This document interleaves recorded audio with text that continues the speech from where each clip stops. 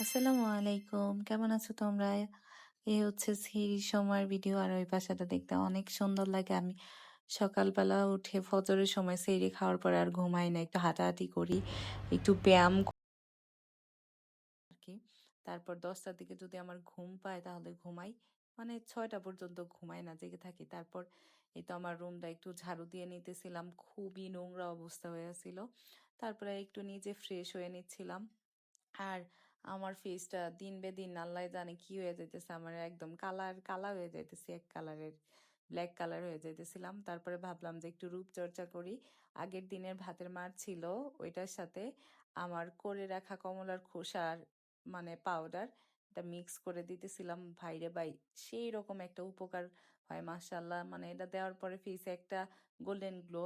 তারপর বাসায় ভাল লাগতেছিল না, ভাবলাম একটু বাহির থেকে ঘোরাঘুরি করে আসি। চলে গেলাম হচ্ছে বসুন্ধরায়। আর ভাই ওইখানে আজকে একটু কম ভিড়, যেহেতু মানে রোজার সময় আর ২টা বাজে, মানুষ এখন রান্না বান্না করে। তারপর বাসায় চলে আসলাম।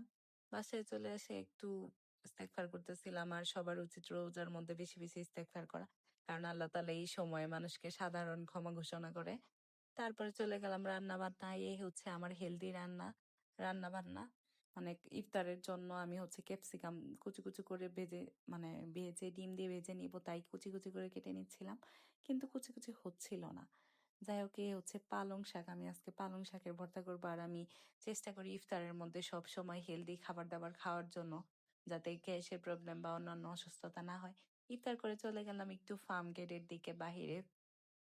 ইফতার করা শেষে আর একটু ভিডিও করে নিচ্ছিলাম। এই হচ্ছে আজকের স্পেশাল হালিম ফার্ম গেটের। আর এ হচ্ছে, এটা কি লাচ্ছি বলা চলে, যাই হোক মহব্বতের শরবত হতে পারে। তারপরে আমি বলতেছিলাম যে আমার ১ প্লেট হালিম দিতে, আর হালিমটা জাস্ট অসাধারণ ছিল। আর এই হালিমের সাথে হচ্ছে তেঁতুলের টক অ্যাড করে, আর হালিমটা দারুণ ছিল। আজকে এই পর্যন্ত, আল্লাহ হাফেজ।